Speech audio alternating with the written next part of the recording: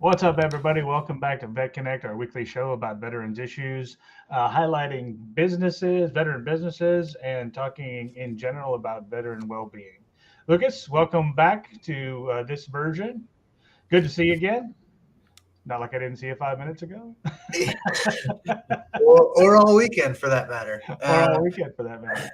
It's nice getting back into the groove of sitting in the chair, being at the home office instead of playing the road show. Although it's great to get out and connect. We'll talk about that here in a little bit. I guess we got coming up. Absolutely. Let's start off, man. So we spent our weekend up in the DC area on a hosted event with Warrior GMR esports tournament. So kind of an all-service esports tournament. The only ones not present were the Marine Corps. Sorry about that, Marine Corps. Next time, bring your A game when you come. Winners were the Air Force. Congratulations to the Air Force. Regiment had a great showing. Army had a great showing. I think everybody did well, during the tournament. It was Rocket League, right? That was the game Yeah. that was played, which makes my head spin, to be honest with you, man. Lots of high-speed action. I thought the tournament was really well run. Nice facility. Shout out to TOL up there in Ashburn. You guys did a great job putting that hosting that tournament as far as location goes. It was just a great time, man. Made some good connections. Lots of like-minded people up there talking about wellness and gaming and a lot of things that we were Veterans interested health in. and all that stuff, man. Good time we had by all. Lots of collaboration, which was nice. Sometimes it kind of feels like you're out on an island, the only one thinking about something as it goes with helping veterans in different ways. So it was nice to, just kind of socialize with everybody, all of the stakeholders. Lots of VA representation, which was great. Really helped out in kind of like validating some assumptions and things like that as well. So Yeah, it was a great time. We had some really candid conversations, some really raw, open conversations with people who are interested in helping veterans in unique ways, and that includes us. By way of what we're doing with them Frontlines to be able to reach the gamer audience. I think with something that could be therapeutic in the end is man, it was good, and it was good to hear kind of the government side of that from the VA reps that were there. They're interested in the things that are going on right now because they know they're not reaching kind of the key part of the audience.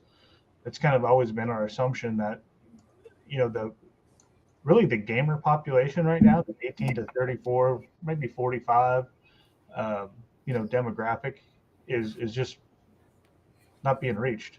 And God bless the VA. When you look at their website, man, it's it's a lot of information to consume in small bites. So we can help guide you through some of that. So if you're out there listening, you want to jump in the chat with us. Let's talk about what you're doing today, what you've done, for therapy. If you've gone through therapy, if you've used some of the VA programs that are out there, jump in the chat with us and let us know about it. We'd love to discuss it here live. Maybe share the wealth for other folks who are looking for resources out there. So yeah, today, crowdsourcing solutions is what it's all about. I mean, I can share some of my uh, stories with using the VA and getting referred off the installation, so to speak, at the VA where I used a private clinic in conjunction with some VA therapeutics, just a little bit closer to me. Ever since I moved from the thriving metropolis out into rural America, health is a little bit more challenging to maintain connective tissues with the VA. You have travel vouchers and things like that when you go to the VA. Once you live outside of a commutable distance, so there are some nuanced issues that I had to deal with. So we're kind of like looking to just kind of unpack those things in different ways as well. what's been your experience with that, Lucas? How did the chain of care kind of work from the beginning? So you go see the VA, they're like, yeah, we're full, or whatever the case might be. How did that referral process work for you? Well, I specifically asked about it. After I moved away from San Antonio, I came up into the North Texas, which is oddity number one. The systems weren't connected, so I had to like re-enroll in the VA health system, which was you know, interesting. I mean, it's you know, 300 miles the way the crow flies between one place and the next, and it's two completely separate systems managed autonomously, which was odd. It's not like the DoD where you can go from Fort Bragg to Fort Campbell and be in the same system, which you would think at this point in time it would be. So once I re-enrolled, ahead of even setting up any therapy sessions with the therapist that they had at the new clinic, I knew I wanted to explore something offsite. I'd done VA care in the clinic when I was at San Antonio, and I had done care outside of the clinic when I was in San Antonio, where I went to the Endeavors Clinic, which was pretty nice. A little bit more effective communications techniques with the providers there. It's a nonprofit that kind of like sources some of those solutions from them. I was expecting some of those similar opportunities up in North Texas.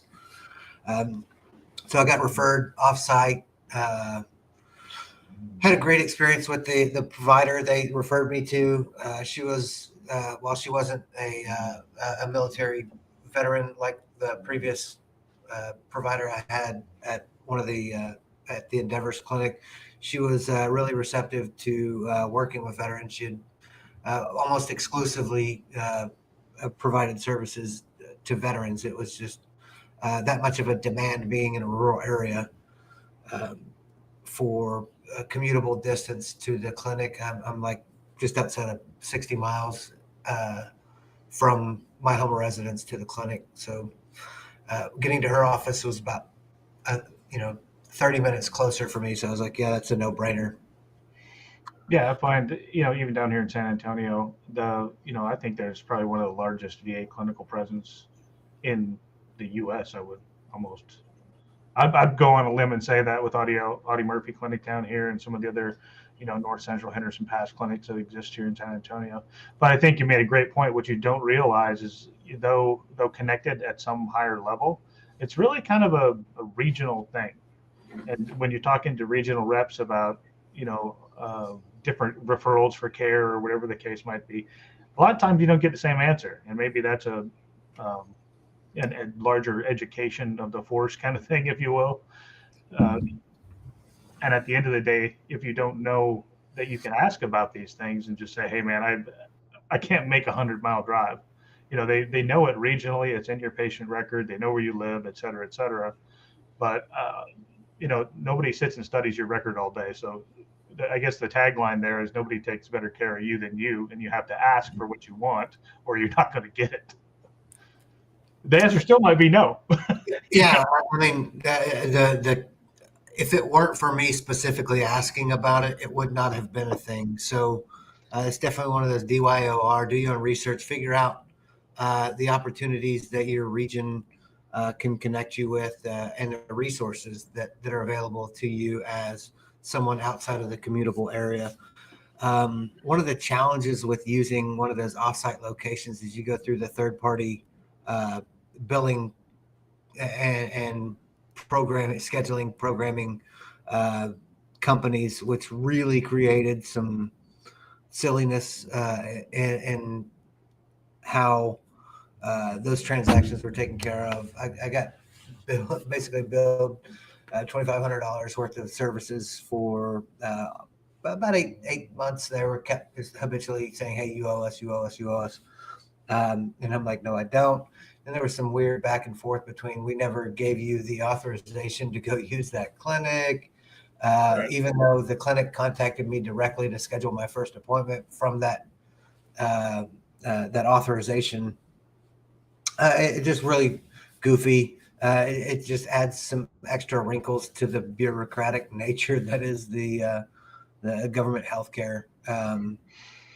In the end, it all worked itself out. Sure, there's opportunities for improvement in that, and expectation management is also pretty high on the list at that point. Yeah, and I think at some point, maybe we'll reach out to the contacts we made from the VA and Yeah. bring them on the show and ask some questions. But I'm not talking. I'm not trying to grill anybody from the VA. That's a big Yeah. system. I think a lot of the interface that's been cleaned up between eBenefits and VA.gov has helped with the interface a lot, and understanding that the VA offers a ton of services to veterans. And really, it's how do I access those services? How do I use them in my region? And some of the other things that I had to learn over time, like benefits managers, who they are, how to contact them, et cetera. Uh, the young woman we talked to up in DC with the van, she was a benefits counselor, right? Vet Center. It's a That's separate it is. nonprofit that supports VA functional. Right. That's the VBA, the Veteran Benefits, um, not association. What is it? What's the acronym? She's specifically Vet Center. Her name was Vet Juanita. Center. Yeah. Right. Uh, so lots of resources accessed through the vet centers. If you have one locally or regionally, reach out to them. I think it's probably a pretty easy Google to find, vet center near me, kind of a thing that's connected to the VA. And I think they can help guide your path and what you're looking for also. And so, some of those things that the VA actually does, extra that you may or may not know out there for the listening audience. Obviously, we're familiar with the education, healthcare, housing part of it, but they also do financial assistance, lots of outreach programs in the tech world. Believe it or not, the Pathfinder program that they have out there allows you to develop within or kind of enter in to the VA if you have technical solutions to some of the problems that they're looking to solve. And the one that we're trying to play around with here, I say play around with, the one that we're interested in helping with is really PTSD and a lot of the suicidal ideation. When you read those veteran reports, and they throw those statistics out there now, 17 a day, formerly 22. That would tell you that we're gaining, we're winning. As long as there's one, we're And not winning, dude. that's changing the metrics. That's like they're trying to tell me it's the inflation is going down my ass. Yeah. They change the way they look at the metrics, and that's what gives you the marginal improvements. Depends on who you ask. What those differences are, because I'm not seeing a difference from my foxhole. It No, looks and actually, I think it's exactly an like increase. it did yesterday. Right. Depending on data source, man, I think it's actually an increase, especially in the special operations community. And we feel that one personally on so many levels and planes. You keep in contact with past acquaintances through whatever social media platform you may use or email or what have you. And those, man, I don't know. I keep a tally board like everybody else does. And it's a pretty close thing, and I'm not talking about just the SF community. I'm talking about throughout the special operations community. It's the data would suggest otherwise, meaning that number is greater than what's being reported. It would take more than fingers and toes to count how many people I know personally that have killed themselves. Yeah, yeah, and that is unacceptable, man. Yeah, and that's just me. That's not including you or Dan or anybody else that's listening to the show. Everybody's got their own situation and their own stories about that stuff, man. Yeah, absolutely. What's up? Dano jumped in with us there. What's up, brother? Look, I got to get linked up with you, man. Call me. You got my phone number. Let's get together and have a chat in person. We've been waiting way too long for this, but you're listening out there. Let's get together and have a chat real soon. The veteran center stuff, the vet center. I found that interesting. I'm going to bring that to my American Legion meeting and see if we can't look to leverage some of those resources for the elderly vets as well. They're a little bit more prevalent than anybody under 60, and at my post anyway. So, You know, can I bring some of those remote clinics like she was talking about? mhm. All the mobility challenged veterans who need some help to go get basic inoculations, just general wellness visits. Super excited about that. I can talk to that one, on a personal level. Before my dad passed away, he served. He had VA benefits that he wasn't even aware that he had. And of course, that Vietnam generation, some are tech savvy and some are not tech savvy. And so my dad wasn't tech savvy. He do the Facebook thing on the computer and sometimes even on the phone if it really got wild. But honestly, when it says go to this website, here's your DoD ID, or you got to have an ID me account, or all the rest of that Yeah. we kind of understand how to do. Man, he didn't know anything about that. You want a phone number? I want to talk to a human. Well, you know how that kind of goes, right?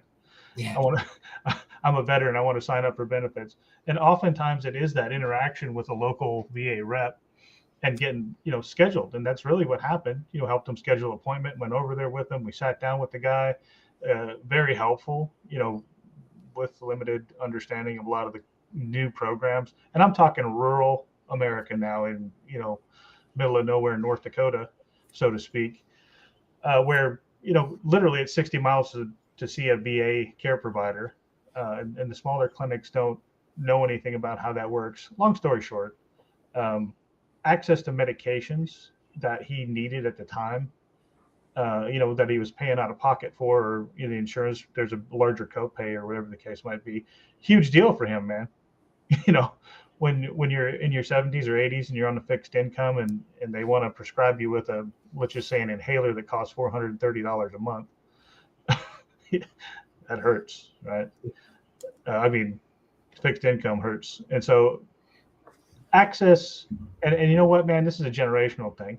If you're a young dude out there and you know a veteran in your community and you have access or understand how these resources can be accessed, go help them. It doesn't cost you anything to do that.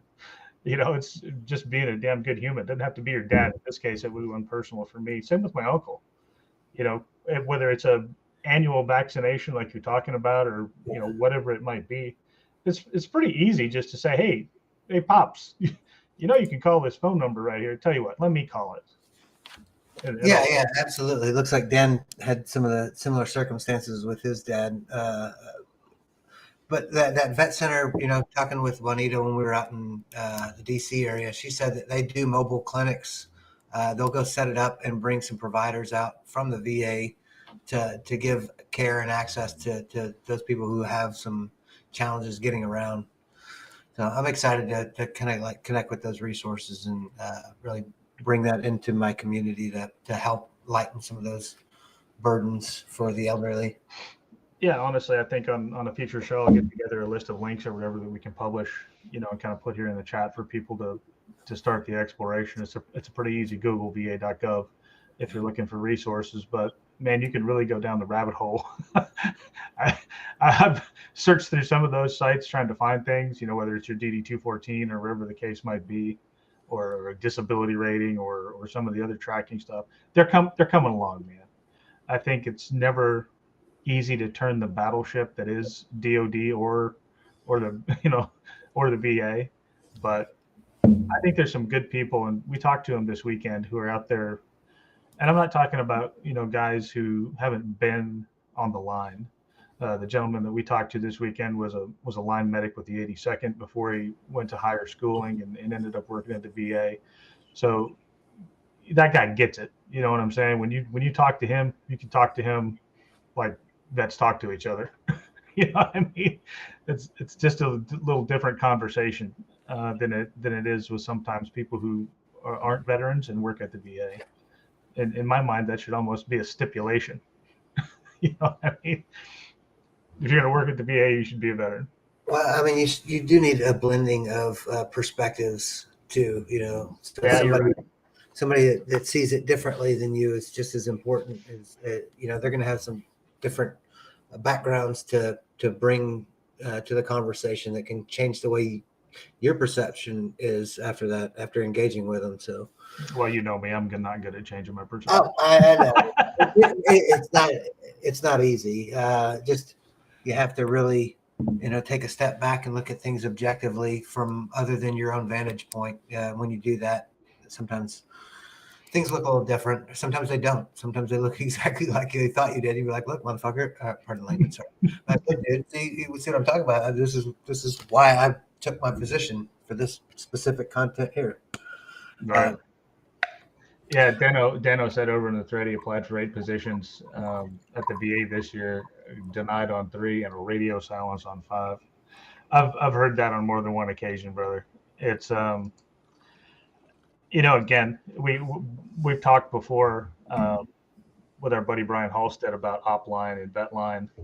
I think a lot of that resume business, and that's with any business, man. That's a machine screening, AI integrated hiring paper kind of a thing. Whereas you get over an Opline and it's a direct translation of military skills to civilian speak, so to speak, and then linking you up with those providers. Yeah, that's a tough one. Having somebody listed on your references that's a card carrying member always helps. So like when you're in those clinics, man, don't be an asshole. Right. Be supportive of the care that you're getting, and you can catch more flies with honey. Well, and I think we find out, as you go on LinkedIn, you talk to some of the top voices on LinkedIn. It's really about the networking, especially as we do transition from the military.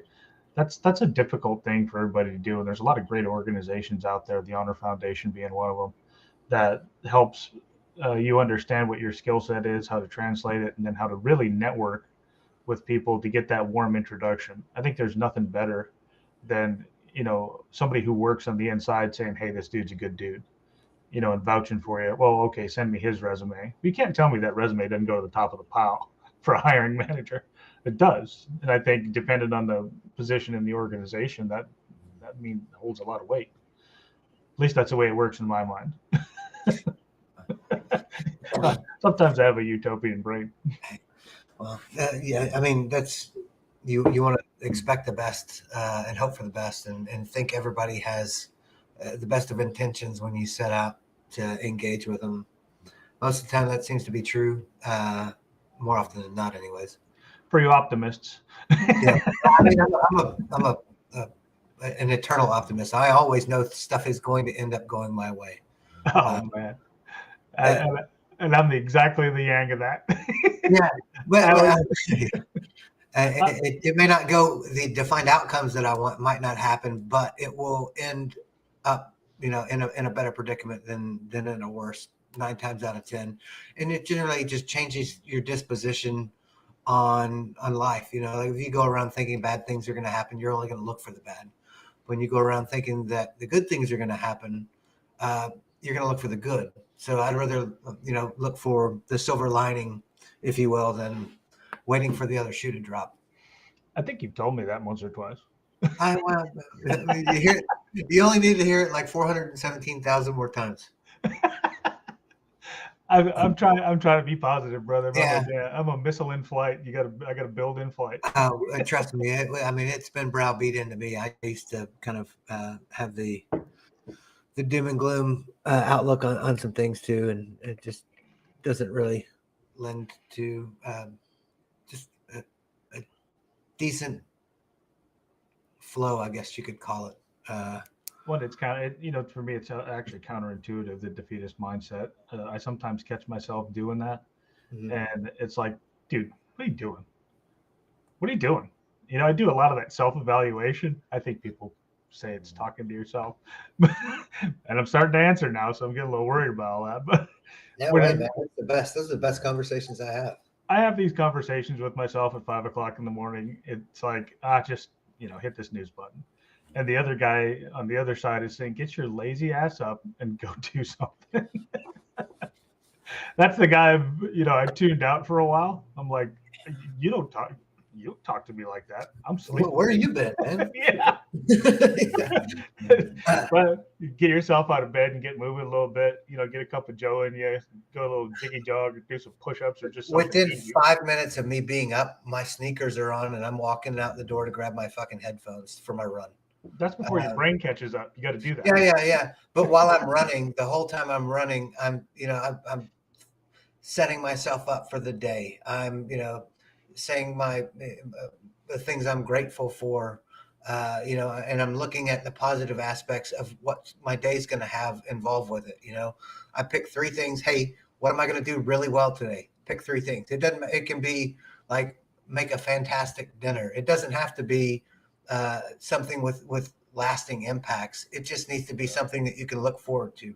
What are three things that are going to surprise me today for, on the good side of things? So, I mean, my whole run is really just kind of my own little internal monologue in my head, like you're talking about, just kind of having those conversations, checking in with the man upstairs, and just kind of setting the conditions for how my day is going to go. And it really helps focus on like the good instead of the bad. Sure, there's always the bad that comes with it. It was raining this morning when I went running, so I ran in the rain. But I just look at that opportunity to stay cool because it's hot. As weird as this might sound, man, sometimes when it's too easy, you don't want to do it. All right, if it's perfect weather outside, you have no excuse in the world. You're like, it doesn't suck enough. I wish it was raining. Yeah. Let me put on a rubber suit so it sucks worse. I don't know, something in my mind just tells me, look, you need a better challenge. And then I get out and actually run for a while, and I'm like, no, you got plenty of challenge, dude. Yeah.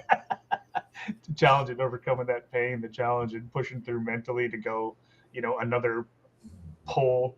I have a hill over by the house I live. Oh, I know exactly what it is, right? Yeah. So that's my pole to pole thing. It's a nice incline. You walk it, you're out of breath, right? And so, at 52, when I turn that corner and I see the top of that hill, it's like, all right, let me get one light. Let me get Especially when you're at that pole. CBS at the bottom, you're like, oh.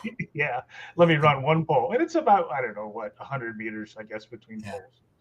And so you get to the end of that pole and you're like, okay, I got to walk for a minute now. So you walk to the next pole.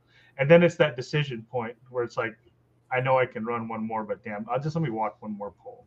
And then when you do that, it's the disappointment of that. You know what I'm saying? Yeah. It's really those small victories. And I think that's life in general, man. If you can have, just like you're saying, that one small victory for the day, Admiral McRaven will tell you, make your bed. I took that to heart, dude. I've always done that. That's just a habit, I've established over time. And it's one of those things, if you do it immediately, you don't even think about it, and it's done. Your brain is wired for shortcuts, man. If you build healthy habits, you're going to have a healthy lifestyle. Like not drinking a pot of coffee a day. Well, I mean, we're working on that one still. Maybe I'll go to a half calf. My next goal is to cut sugar out of my life. So that's my next obstacle.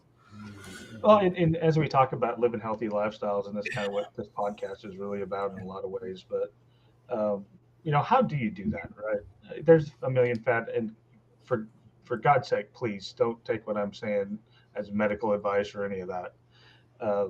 But simple things like at HEB down here, staying on the outside aisles, I find there's not nearly as much sugar or just really processed foods. Eating whole foods and not eating processed crap that causes inflammation. I think inflammation is the number one enemy of brain health. It's the number one enemy of gut health, which is basically brain health on steroids. And your ability to understand that you're a machine. You're not going to pour kerosene in a gasoline engine. You're not going to pour diesel in it. Well, some people pour diesel in a gas engine once. It's not a good idea. You get away with it once. But that's the feeling, right? I think that's how your body feels when you pour that crap in there. Mm-hmm. And I do it, man. I love my donuts. I love my coffee. Some small entitlement area in my brain says, "Oh, you earned that." No, you didn't. No, you didn't. You didn't earn that. You know what I mean? Well, the true measurement for growth is knowing that you don't have to earn shit, man. Yeah, well, I gotta get in that one. Yeah, I mean, you can hold yourself accountable without having, the up or the down for the day. Right. Teachable moments are just as important as failure. You can learn from succeeding poorly. You can learn from failing miserably. Yeah, you try to align yourself with people who present positive messages. I watch, Nick Laver. I watch Jocko's podcast. Some of the other, dudes in our community. We get our Stone Date coffee in us, which Lucas is, unapologetically repping on here. So, Nick, if you're out there, brother, we're repping your products. That said, if you haven't watched last week's podcast, go have a look at it. Do some investigation on nootropics. understand that Stoned Ape is a really good source. I'm still waiting on mine to come in. It should be Yeah. in hopefully this week. I think I would encourage people to try their products. If it works for you, great. And it will work for you. I just got a good feeling about this one. I'm thinking positively about that. I still have to finish up the junk that I have in the cabinet Yeah. because I paid for it and I'm going to take it. But it's not nearly the quality that Stoned Ape is. So go check out Stoned Ape, man. What is it? Stoned Ape dot XYZ. XYZ, right? Stoned Ape dot XYZ. Um, they'd be happy to hear from you on social media also. So reach out to them, talk to Nick about some of his products, and give them a shot, man. They got They're some great content in their Discord. You can kind of pick through, learn a little bit about what they're doing without having to talk to anybody. That's always a big plus in my book. But those connections are what help you kind of keep on azimuth sometimes. So don't be afraid to connect with people either. So as we talk about some success stories, right? And we follow those that we want to emulate. Um, what about David Goggins, man? You know who he is? SEAL, triathlete, Yeah. huge endurance runner kind of a dude. I watch a lot of the messaging that he puts down, and a lot of what he says is about overcoming your own personal struggle. Nobody does it better than you. When you're in your own brain. I listen to a lot of what he says. And I'm not denigrating anything that dude says. He's been there, done it. He's a good, solid dude as far as I'm concerned. But not everybody likes him, and that's the case. Ask 10 people, you're going to get 10 opinions. The whole goal is to just not give a hoot about what the naysayers say, man. If you can learn to turn off the negativity, you'll have a much more pleasant experience. So getting wrapped around the axles because somebody puts a stupid comment on your hot dog fingers or whatever on your social media post, BFD, man. Who cares? That's a yesterday problem. Right. Honestly, I think a lot of people determine their self worth based on social media. That's a problem with our youngsters, and I think that creeps into the entire population. You and I talk a lot about this influence of social media. Yeah, different animal, man. I think we talk all day about that. I have my own opinions about social media. In its purest form, the ability to connect with others and maintain relationship, I think, is a good thing. It's a But tool. everything else isn't. I, I like humor, man. I think it's the best medicine for so many of the things. If you can't laugh at yourself a little bit, dude, you're way too Yeah, serious. it's like text messages, though. Social Yeah. media. That's what I equate it to. It's like sending a text. If it's a funny thread already going in a funny direction, the comment's going to be construed as being funny. If you're the first one starting the funny conversation, it might be taken differently. Like just taken out of context, man. Nobody wants to get into long form anymore on anything. So, like taking the time to articulate your point in a manner that's uh, you know has context can sometimes be a challenge for the 15 words or less crowd, because that's what seems like everybody's excited to bluff everything that they do. Here's what I need from you. I do it too with internally with kids, the wife. Like, no, I told you, front of the stadium, see you in 15. To pick you up for the kids, instead of like going back and forth about why do you need 10 extra minutes. Whereas they could have something they were working on.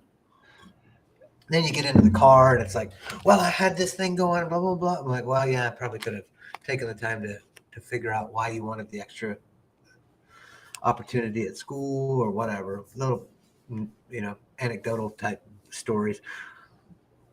How did we ever coordinate without cell phones? Do you remember? Because I do. Right time, right place, right uniform. It's like being a private. That's it. Right. Yeah. Hey, I'm going to be here at this time. You be there too.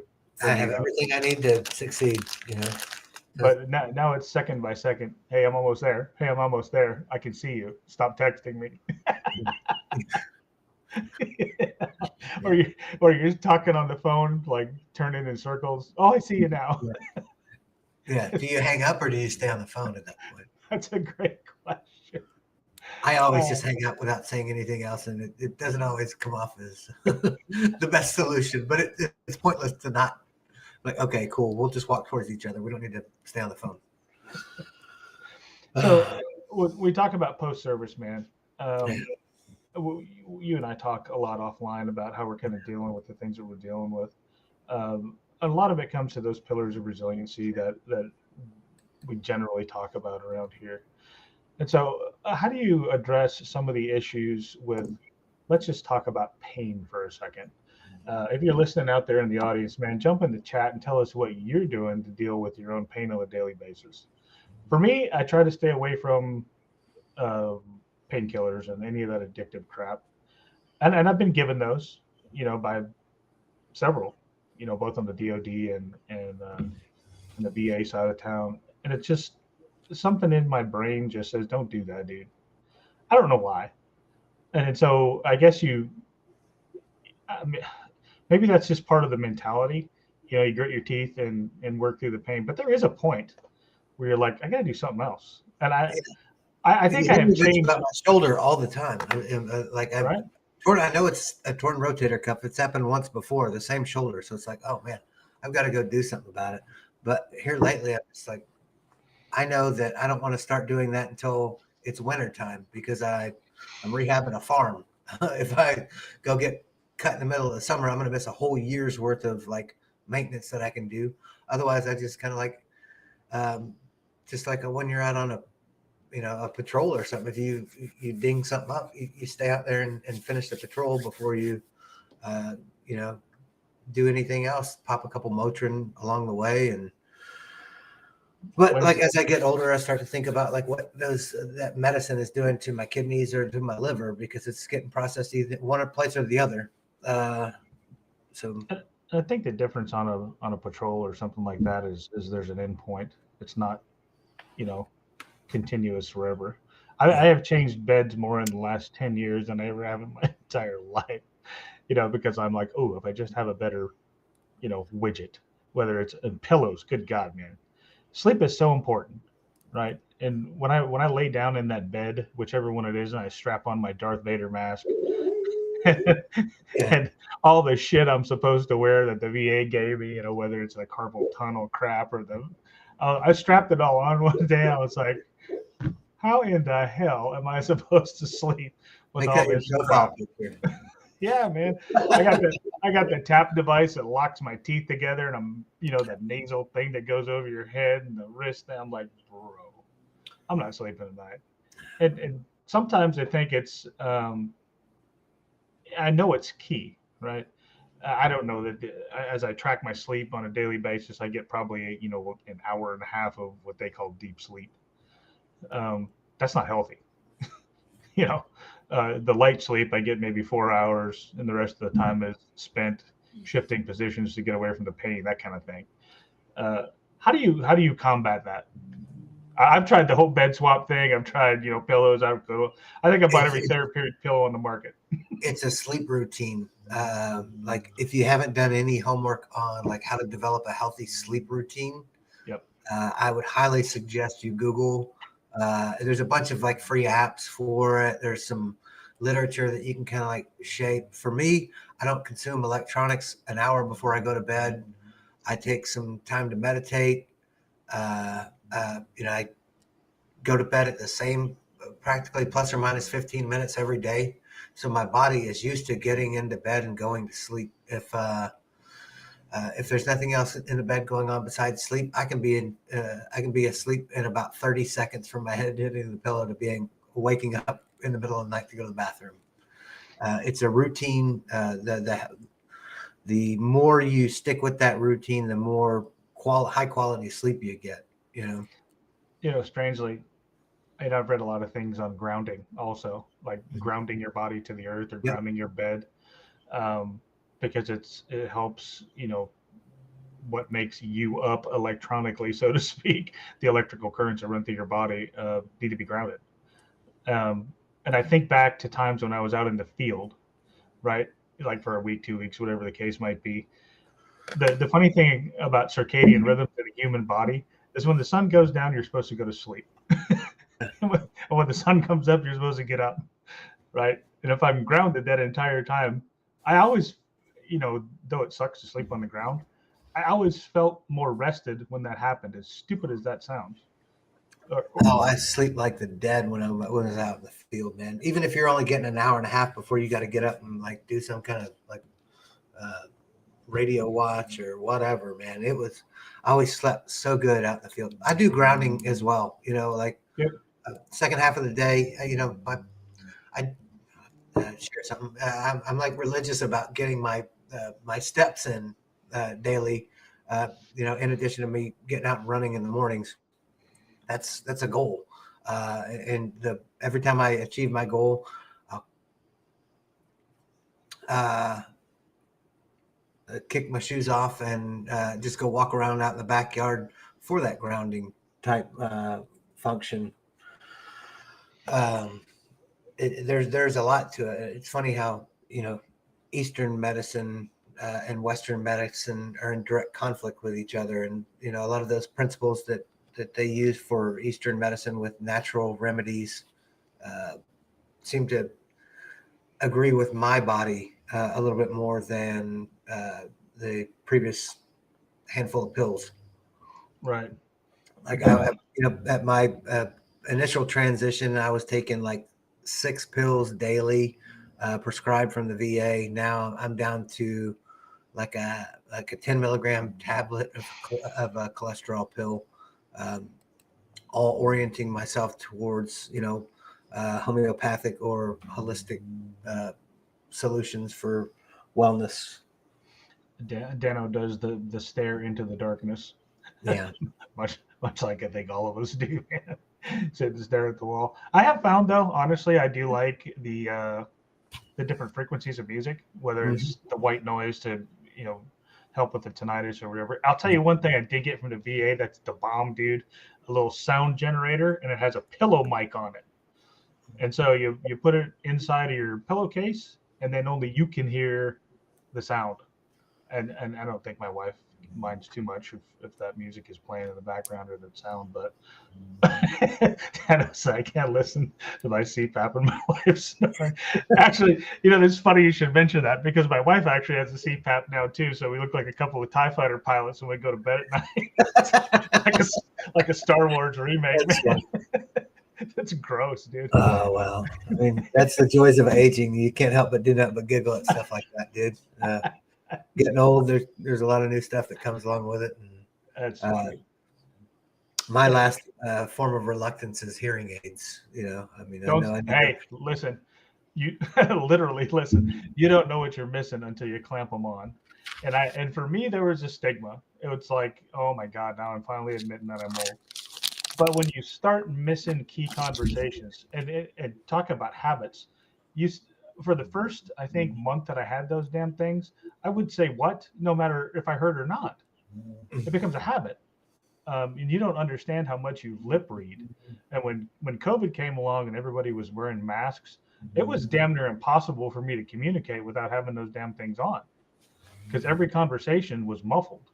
And then I knew even more how bad I needed those things. Man, accept where you are in life, brother. It's all right. No, I've got it. I've got an appointment coming up in 2 months to see my provider. I wanted to wait till after the game's released. Hey, and actually now it's funny because I have so many conversations with friends about hearing aids. It's pathetic. And the funny thing is, to make a believer out of them, it's easy. You just take one off and you say, "Hey, dude, put this on." I know it sounds weird and kind of gross. Let me clean the wax off it because it's nasty. But put it in your ear for about a minute and a half and let's have a conversation and we'll see if it doesn't make a difference. And you don't know what you're missing until you actually, it's like glasses, right? Yeah. I mean, I got more shit hung on my ears. I'm gonna look like a lop-eared hound by the time it's done for all the crap between the glasses and whatever. Now I got to go to the readers, right? So here we are, Walmart, $10.95 kind of a deal.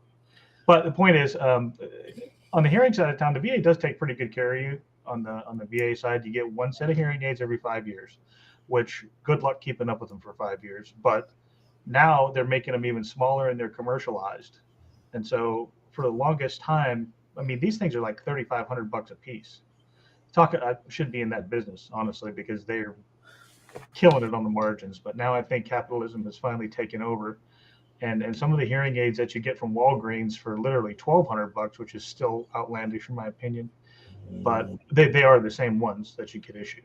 So I think the price is going to come down on those. Yeah, once they deregulated that prescription for hearing aids, I think that's going to kind of like let a lot of new to market opportunities drive that price point down significantly.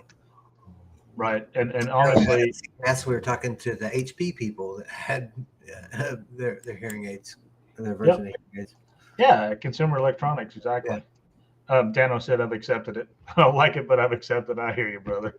I feel you, man. I can tell you, though, I've had a couple different sets. I had the fancy ones when I was still in the Army, where they pour that mold in your ear and make it so it fits your ear. In theory, that's a good idea. In reality, they sound like you have your head in a bucket. If there any, and look, people, wax happens, right? It's just one of those things. And when you stick that thing in your ear, it heats up and then cools in that hearing aid, and you're done.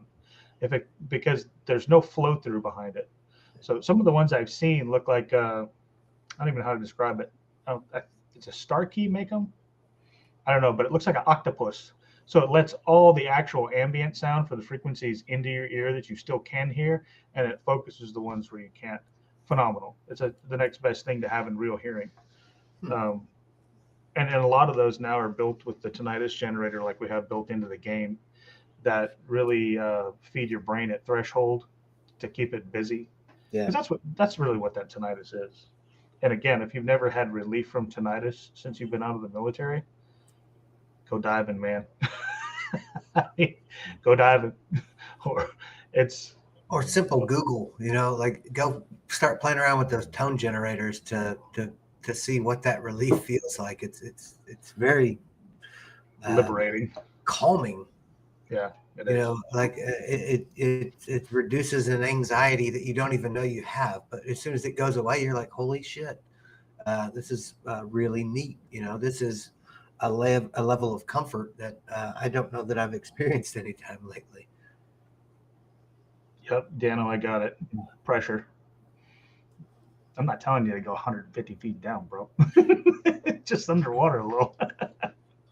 I don't know. I found it interesting for the first time when it happened to me. It was just Green Red Productions on YouTube for relief. I'm going to check that out. Yeah, we'll have to check that one out. Anybody else have any hot tinnitus leads to share with the group? Hit them in the chat thread. Like we said on the onset, this is a crowdsourcing of like modern day issues that everybody has. What works for me might not work for you, but it'll put you on the path to start your own homework. Absolutely. And I think that's one of those things. Sometimes you just don't know there's other solutions out there. Who are we talking to that didn't even know that tinnitus generators were a thing? Because it was this weekend at the esports event. They were like, "What are you talking about?" I'm like, yeah, you can dial it into your specific frequency that you hear, and it goes away. Like, and more than that, there's different wave patterns. Yeah, I mean, and some are like excruciatingly irritating to some people, and some are just like in the money. And when it goes away, or quote unquote, is at least quieted, doesn't never go away. But I think the heavy metal is what started it all, Dan. Yeah. Anthrax, Megadeth, all your basic 80s hair bands is how I grew up. So that was the start to it before I started going up to altitude and jumping out of airplanes and shooting guns for a living. And so a lot of what we're talking about on Vet Connect today is really about identifying healthy habits, the ability to find a solution for your particular affliction, if that's the right word. Yeah. But little things matter. A tinnitus generator, a hearing aid, a set of glasses that don't look like birth control glasses. BCGs, yeah. When I got my first adult pair of glasses, and I say that after I left the Army, right? Because Army glasses, I don't care how cool they try to make them look, they suck. They're terrible looking. I don't need any help looking terrible, dude. So went down to the local guys down here, and actually, when you're retired, you can get, of course, you get to pay for it, but glasses and dental shit, right? That's always the big one. And Yeah. so here locally in San Antonio, I went down there and I handed the doc my glasses, and he looked at them and he goes, "You just got out of the army, huh?" I'm like, "How did you know?" He goes, "I was like, an army optometrist." Like, oh boy, here we go. like it's okay, I'm married. She's accepted the fact. Yeah. But from an image standpoint, man, or just trying to make you feel a little more comfortable in your skin after the fact, because I think a lot of people suffer with an identity crisis when you're done. You know, what I mean, I think you ultimately know who you are when you're in the army. That's an easy thing. But you've always had a title, a rank, a position, whatever the case might be. But I know I personally struggled a little bit with identity when I got out, not really knowing what or who. You know what I mean? I confused the two. Like Yeah. for so long, I was like, oh, well, that's who I am. Not who you are, dude. That's what. There's a difference. If that's all you're ever going to be is what you were in the army, you know, it's like it's a lot more. There's a lot more to come. You just got to figure it out. Yeah. I mean, that was like my biggest thing is like, what next? Like, how can I evolve as a person to do something that I find curious or interesting? You know, you can't be the same person that you are. So you do need to realize that there's some changes needed to do something different because nobody's going to pay you to show up to work at 5:30 to go run 5 miles and then work out for another half an hour and then sit around in an office and answer questions.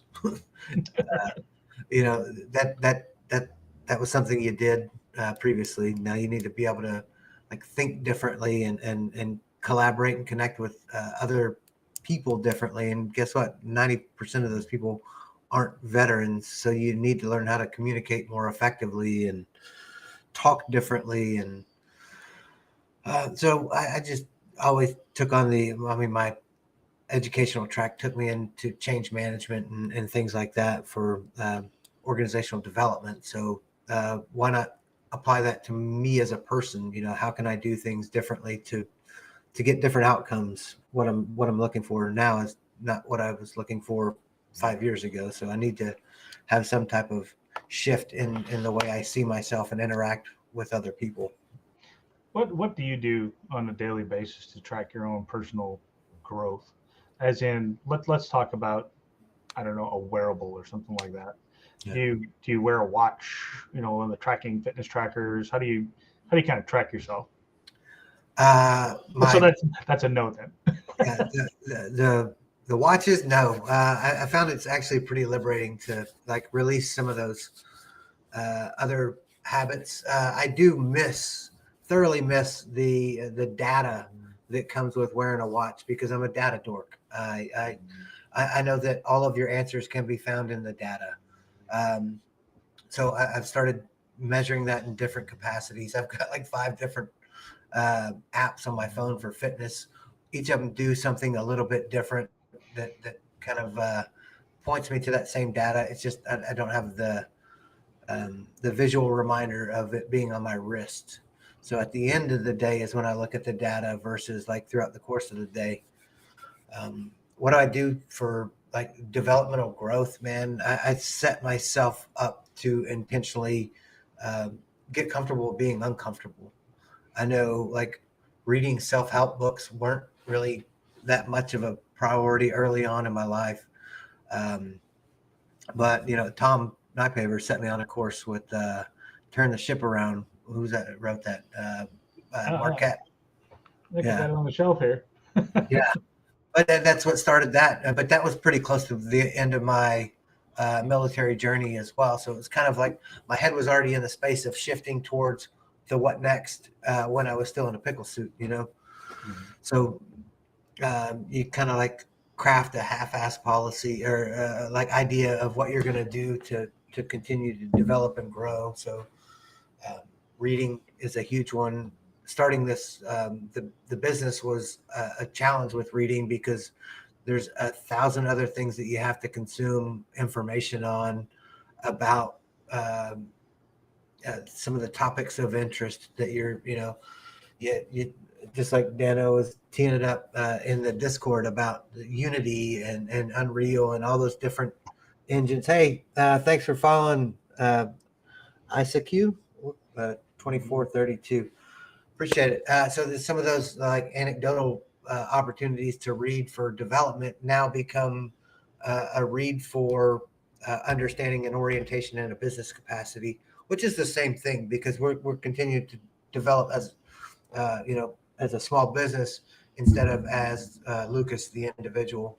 But I still I watch less TV, read more books, spend more times having meaningful conversations, and set yourself up to grow intentionally in directions that you need some help. I would love to be more of an avid reader. It's one of those things I have to focus on in my life. I have found audiobooks to be a blessing because I can do two things at once. The ability to just go for a walk, spend a little time with myself, and listen, to something that's encouraging, whatever that might be, or something I want to know more about. There's a lot of things I want to learn. You know what I mean? And the ability to find the time to actually do that, it turns into a make time kind of a thing for me. Some of the most successful things that I have are self accountability, though. Whether it's a daily chart where you just journal a little bit, and I know that consumes time too, but I don't have to write a page. It's just a quick note. Hey, you did okay today, dum dum. Hey, congratulations, you made your bed and got your 10,000 steps in, whatever that is. There's something to be said for handwritten documentation. Like one of the things that I figured out really quickly is like if I write it down, I have a higher probability of rapid recall of that information.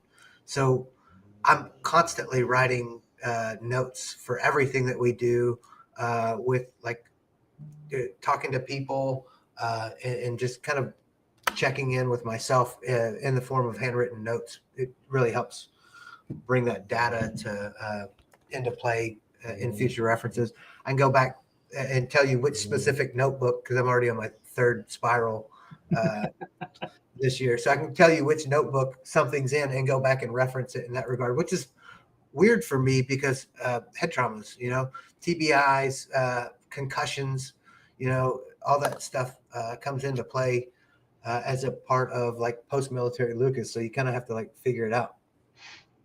Dano, I'm with you, man. My handwriting is atrocious too. I'll tell you what happens though. In my mind, it's garbled, right? So the messier I write it, the more garbled it is in my brain. So if I actually make a deliberate pass at it to write shorter things in I guess neater is maybe a word, but I have to write more neatly. I don't know what I'm trying to say. Don't write like a dum dum. Yeah. Yeah, bulleted and short and actually clear. And I have found, and I have tried to do this, man. I've physically tried to go back to cursive writing because I think it stimulates a different part of your brain. And for me, when I concentrate harder on writing in cursive again and remembering that lost skill, it really makes the difference in how I'm able to recall information. As weird as that might sound, it's just I think it engages the artistic part of the brain a little more rather than that left brain. And that's what. So if I can find anything that engages both sides of the brain, and a lot of that is music in the background, little doodles beside, because I'm a picture-oriented person when I learn. And so if I can take something technical and put it into a picture, and I know Nick is giggling in the background as our director because some of the concepts that we try to talk about that are very, very technical in nature, he's just okay, hey Sean, let me just draw you a picture, and I'm like, that's what I need. Publisher, blah blah blah. Yeah, and he's able to quickly distill things down into a really understandable picture that sticks in my brain because of that. I think I'm a lot more right-brained than I want to admit. That's a really interesting topic to talk about with veterans, I think, because as we do talk about the challenges we have with TBI and some of the anxieties and the different parts of the brain that are engaged, I think things like lumosity, for instance, that helps build neuroplasticity that was actually prescribed out of NICO, those dumb little airport games, or what you think are dumb little airport games, they help, dude. actually help. And so that's part of what we're doing, why we're doing, because I think that gaming experience and the ability to fire different parts of those neurons, whether it's, from a memory standpoint or whether it's from, rapid movement standpoint, hand-eye coordination, all the things that kind of go into that. Uh, and some of the conversations we've had recently with psychologists about the things that trigger us, from a PTSD standpoint, I think it's interesting. Yeah, I mean, it resonates with me when you're talking about the creativity and things, because I'm kind of finding myself having some of those same thoughts. Is like instead of taking the technical orientation writing, I'll spend a little bit more time working on the graphics or whatever. And you're like, yeah, it's just cathartic and relaxing sometimes to really cut loose and explore some of those creative neural pathways, which is neat because the wife is she's started her educational track again. She's going back for a psychology degree. So we get to talk all of the neuroplasticity and Right. all of that stuff as a part of like talking about how her day was, which is really cool for me. Like I said, I'm a nerd when it comes to that kind of stuff. So I appreciate the specifics behind what we're doing as well. And And pulling as we, those. as we start to dig into brain chemistry and we have conversations on the outside, with different levels of scientific interrelation, understanding that we're all dopamine addicts in some way, shape, or form, that an addicted brain looks different than a non-addicted brain, that a lot of the things that we're able to recreate via a gaming experience are the things that blend naturally with a healing process, increasing neuroplasticity, so to speak. And so I was reading Dano's comment just a second ago about the lighting. Yeah. He drew a crayon picture. Hey, that's me, dude. I need that crayon picture. I prefer blues and greens. I'm just letting you know. But I think as we engage in the scientific level of what this becomes, and we start to do a little more research into the gaming world and how identification of the actual problem within somebody's brain can be then interdicted with therapeutics, whatever that might be, whether it's holistic care or whether there is some type of intervention with a pharmaceutical agent, so to speak. um, I believe that data set is well needed within our community, and that's why we're doing what we're doing. The ability to kind of get that subjective and objective data out there into a research body, and then in particular into a clinical setting. I always liken this to an IED, right? As weird as that sounds, it, you can identify that thing, but then you got to do something about it, right? You're not just going to mark it and bypass it like been described before. Nobody does that shit, man. Yeah. You don't want your brother to get blown up. And so I think that's a lot of the reason why we do what we do here. If we can learn some lessons from the things that we've done, or we can take stories from others and let folks know how that kind of worked out for them, then we don't repeat the same stupid excuses, or events rather. I don't know. There's a Sometimes big holistic thing in what we're doing. sometimes it's the excuses too. Can't use that excuse. It's already been used. Yeah. Now we're coming up on a quick little break, so we can Cool. run an ad for our partner and go take a El Baño and top up the coffee and all that stuff. We'll take a director's warning. Going to hear from our good friends from Spartan Blades. Oh, by the way, you can find actual Spartan Blades at their website, spartanbladesusa.com. Or if you want that device in the game, when you buy a Defensa, or when you buy an Ares, or when you buy a Spartan Hardsey dagger, that there's an unlock code in the knife, and that it can then be unlocked and played in our game with them Frontlines, which I'm shamelessly pointing to right now behind me on the screen. So, That go out and check out the website while we're on break and get yourself a pre-order copy. It'll be coming out on Steam here on the 21st of November. withthem.co, withthem.vet. Come over, check us out, see what we're up to. we need some help with alpha testing. If you're willing to jump in, we've sent out several keys now. Yeah. So if you want to jump in with us, do some bug reporting. We want to make it as good as we can out there for the public. And eventually when this thing gets into clinics, which it will, we want that to be one of those things you're familiar with. So if you're a gamer, you want to help us in the development part of this, because vets are the only ones that are really supporting vets nowadays. Come give us a hand, get yourself a copy of the game, play it, give us your feedback. We got thick skin. Let us know what you think and how it can be improved. And we'd appreciate hearing from anybody out there in the audience. I'm going to get a quesadilla too, bro. That sounds like a good one to me. I don't know if I can whip one up in 30 seconds or not. But that's the biggest thing I miss about being down in San Antonio is the cuisine, man. It was so much, so many good places to eat. Yeah, I got a San Antonio body to prove it.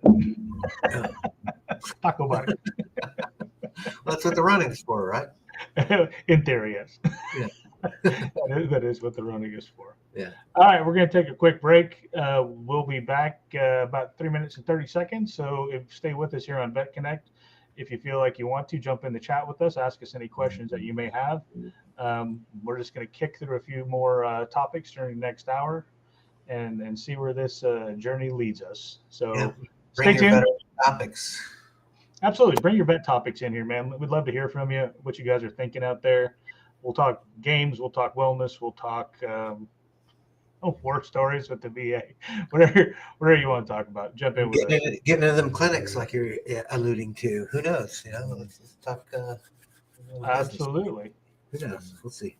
Absolutely. All right. We'll be back in about 3 minutes. Stay tuned. Mark and I have both been in the infantry in the Army. I had been in the Marines prior to that. We both ended up in a unit called 1st Special Forces Group. I was a sniper in the infantry, been a sniper in Special Forces, and did a full career in different types of teams, mountain team, air ops team, counterterrorism team. I met Curtis actually at Fort Lewis when he was running a sniper locker, and then we were on a team together in Okinawa. We've been friends, and we've always talked about going into business and life after the Army. We got out, went to work in the civilian world, and realized a lot of what we did in the military translated to business. We looked at the cutlery industry, and the people there, as a culture, were fantastic. And we said, hey, we're going to start a knife company here in North Carolina.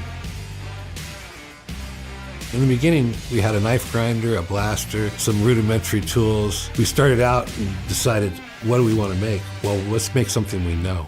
So it was a combat knife, and we did 3 models because we figured you got to have more than one when you start out. You think you know everything about knife because you carried one all your life, but to be quite honest, we were new at it. We didn't know everything, so we took them to a lot of our Special Forces buddies at Fort Bragg. They gave us some advice and allowed us to develop those initial products. Today, we have a whole lot more offerings than we did in those early days. We actually have 3 distinct lines of knives we call gold, silver, and bronze. Gold being the knives we make right here in our shop in North Carolina. The silver line knives are those made for us by our partners up in Olean, New York at K-Bar. And our bronze line are knives we design using US-made steel that are manufactured overseas. A lot of folks think we have a giant manufacturing facility with 100 people. And quite honestly, we have 10 core people that we use to build our knives. Making a knife isn't as simple as most people think. There are many processes that are involved, so we have checks and balances and continuous quality control throughout the processes. We know that perfection should not get in the way of getting your job done. So while we strive for perfection, we know we'll never achieve it. I'll never forget the first time we won a Blade Show award because of the rest of the industry, the people who do what we do, saying, hey, you guys have this figured out. We realize quality, it's not just the time we put into making the knives, it's not just the high-end materials or processes or even the money we spend, our raw cost to make those knives. In the end, quality is proven out by the people that hold them and use them, right? If someone's willing to pay for it, and they're willing to carry it, and they're happy to carry it, they might even brag about it, to us, that's the measure of quality. We don't chase trends. We don't put things on knives that don't need to be there. We always joke, and I know this sounds ultra simplistic, sharp, pointy, with a comfortable handle. You do those 3 things, you're probably going to be successful in knife making. And I think if you can take a look at a knife, it's very, very simple, but you can immediately say, I know who designed that, or I know who made it. to me, that's a measure of success. I mean, that's what we try to do here at Spartan Blades. Both Curtis and I care about our country. We fought for it. We took our oath seriously and still do to this day. So since our product goes to end users who use it in the most ultimate fight, we take it seriously, what we make. That when it goes in a box and it gets sent to a customer, that it's ready to go wherever you need to go. And it's going to be there and perform. And that's what we strive for every day.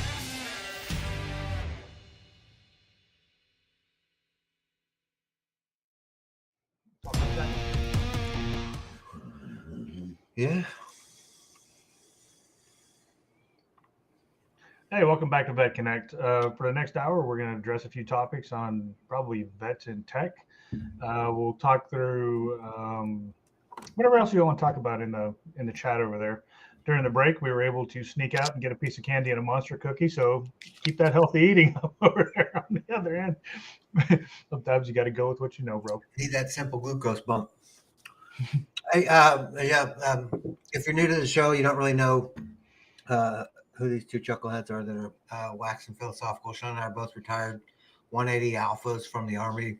If you don't speak Army, that's assistant detachment commander for the Special Forces branch. Sean was a CW4, I was CW2 when I retired. And that's who we are and the perspective that we're coming to this conversation with. I've been retired for about, coming up on 4 years at the end of the month. It goes fast, man. How does that happen?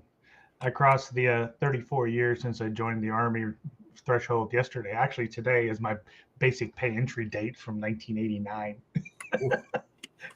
That sounds like it's so long ago, man, but it's just a blink. So if you're out there, that's pretty funny. We're pretty close because mine was about 2 weeks ago. Yeah, recently joined or recently retired. You know, it's warm under the dragon's wing. Stay where you're at. I think it's funny you talk about the Army, man. The commercials for the Army, right? When we joined, it was the be all you can be, right? Mm-hmm. And so 30 some odd years later, we're back. It's almost like bell bottoms. This shit just doesn't go away. It keeps coming back. It's what works, man. That's what works, right? And be all you can be. I think that was still the best Army recruiting commercial I ever seen. I know it's coming up on the 30th year from his enlistment. 30th for the oath of enlistment. Wow. And how long you been out, Dano? Hit me up in the chat. How long you been out now? And then what were some of your issues with transition, man? We have to get you on here live speak. We'll figure that out for the next time. Discord, I think, is how we're gonna have to do that. Yeah, absolutely. Dano's probably on the little keyboard, which you see these little keyboards don't really work out too well for me. Usually, I should probably put an apology in my signature block for when I'm on the phone. You know, where it says "sent from my Samsung," blah blah blah. It should say sorry for all the stupid spelling error. So since we're talking tech, what tech programs are out there offered by providers we might know, or VA resources, or anything you can think of? There's vets in tech. I mean, there's a ton of them. I don't have the laundry list right in front of me. I can talk to some personal experience on this. Okay, yeah. So I actually went through the Vets in Tech program. When I transitioned out of the military, I was doing some logistics work overseas and looking for, what's the next version of me kind of a thing. And tech has always been interesting to me from several standpoints. And so you got an email, believe it or not, in that military email address you hook up when you retire. It said, hey, Vets in Tech, if you got 1 day left of your GI Bill, you can apply for this program, et cetera, et cetera. And what the program I went through, I think, was 9 or 11 weeks with A+, Net+, Sec+ certifications on board every day online through LeaderQuest here in San Antonio. At that time, obviously, it was COVID, so there was no in-person, but it was all, videos like this. Shout out to Josh if you're actually listening out there, brother. You're one of the best instructors I think I've ever had. And it was a great experience for me, honestly, because you had that, veteran interaction with people simultaneously. Oh, it was like drinking from a fire hose, to be honest with you.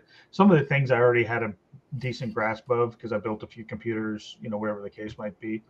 As we, moved into cryptography and some of the other networking stuff like subnetting, I was like, oh my God, dude, I got to find the easy way to do this. And believe it or not, one of the vets who'd been worked over at what's the name of that joint that Dave used to work at, Lucas? I can't remember. Anyway, it was a networking company. And he said, look, man, don't listen to what they're teaching you here in these books. Here's how to do it. And he laid out a really easy system for subnetting that I still actually remember. Great experience. And it's always, you can always find a veteran who knows a shortcut, man. You know what I mean? I think the military community is basically the shortcut kings. If you want, yeah, exactly. There's a trick to subnetting. See, there you go. Dano's proof, man. Yep. They teach you the hard way so you understand the concept. It's like, look, man, just give me a shortcut, man. Give me the kindergarten crayon version of this. Draw me a picture because I need one, and let's go forth and do good things. But I think the careers nowadays, and I tell my son this a lot. I don't know if you have the same conversations with your kids or whatever, Lucas, but they have high hopes of all the stuff, right? Oh, I want a Lambo. I want a big house. I want a jet ski. I want a whatever the case is. And I'm like, all right, cool. And so one of the best exercises, and Rick Lamb actually turned me on to this with his son, Jacob, many, many, many years ago. They were having a little trouble communicating back and forth, as fathers and sons do sometimes. And he was in the game community a lot. And so Rick sat down with him and he said, what do you want to be? We've all asked that question to our kids, right? What do you want to be?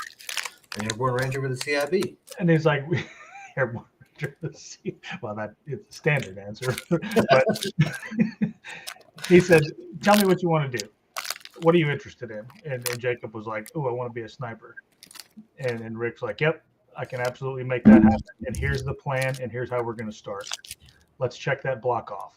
Okay, now give me the rest of your window list, your wish list here, your bucket list, whatever you might want to call it. And so they listed like 10 things. But by the time that it was be a black belt in karate, fly an airplane, a lot of pretty lofty stuff. Yeah. But so the moral of my story here is, when you sit down and make that bucket list with your kid, to let them achieve what you think they're going to achieve or what they want to achieve in their lifetime, you have to show them the path.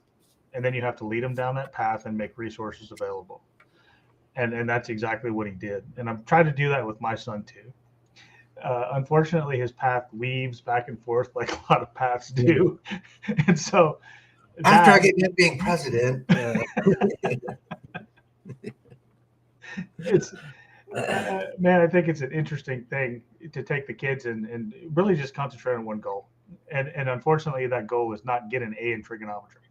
That goal is, I want my car to be the coolest in the parking lot. Okay, well, if that's interesting to you, then here's what things cost. Here's the way to get those things. And then if you do the work yourself, it's a whole lot better.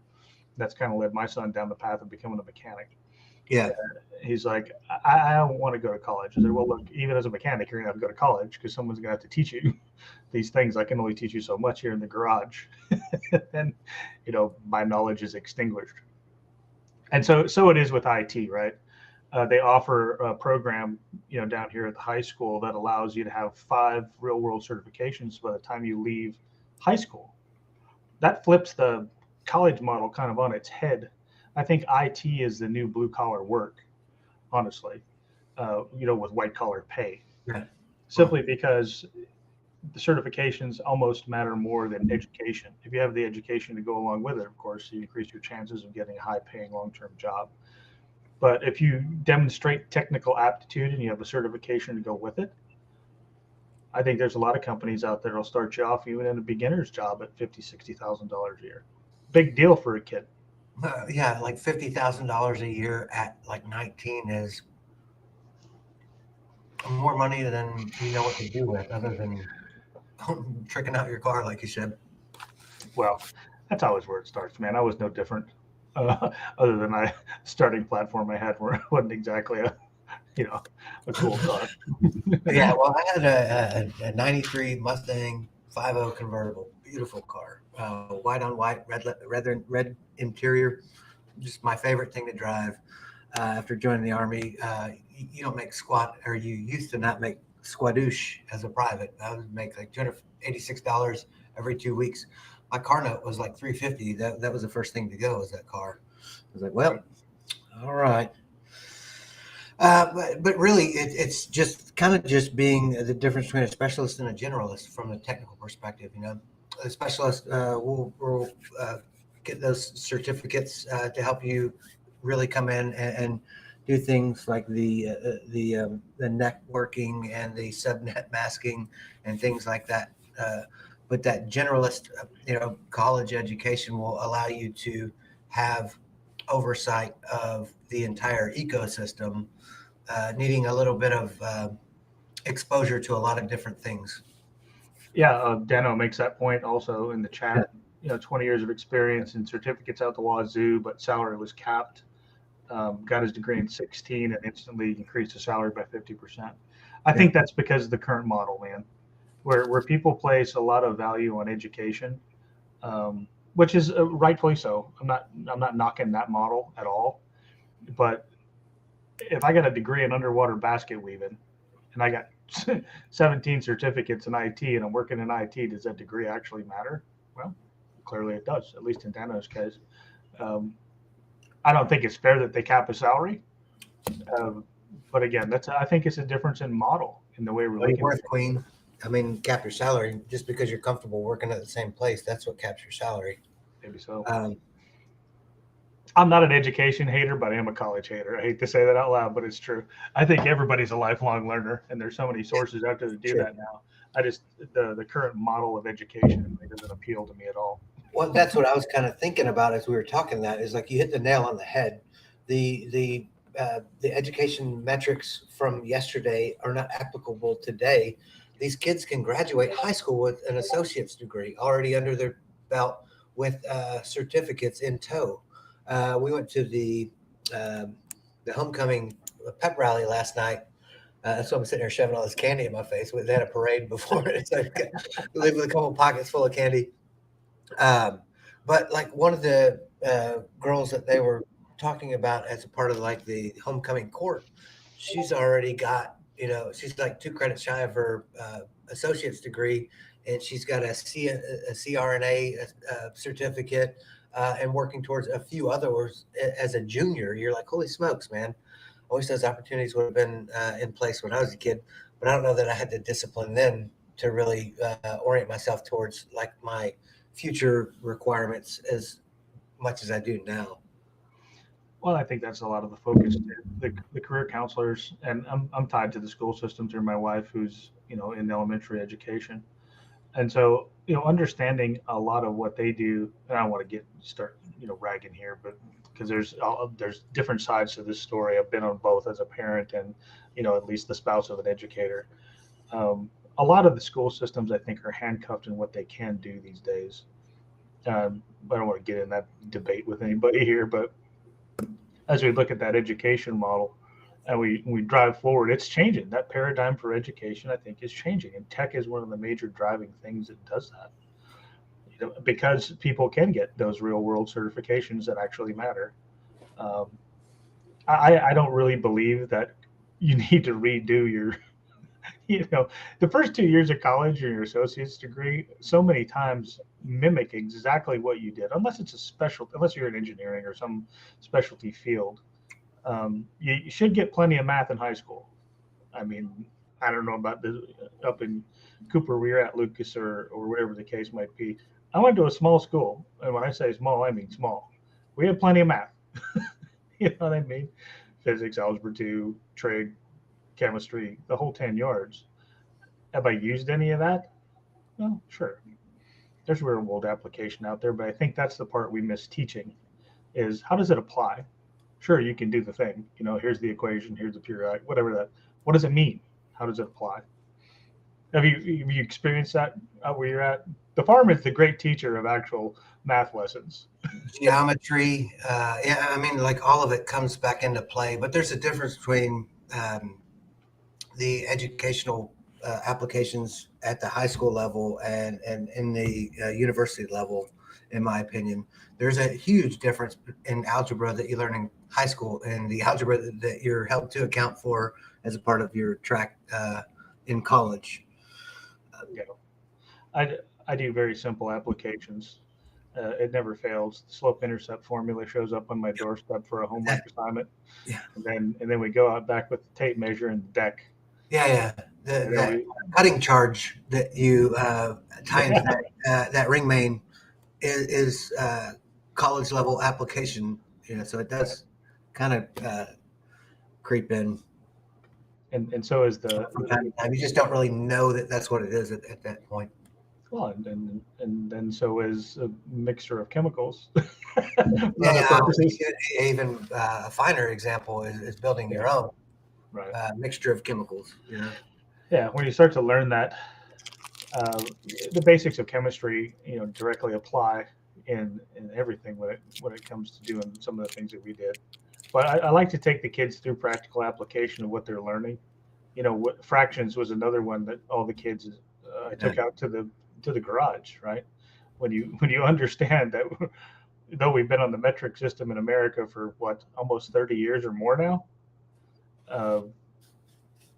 Finding the difference between 3/16 and a half inch is still a challenge.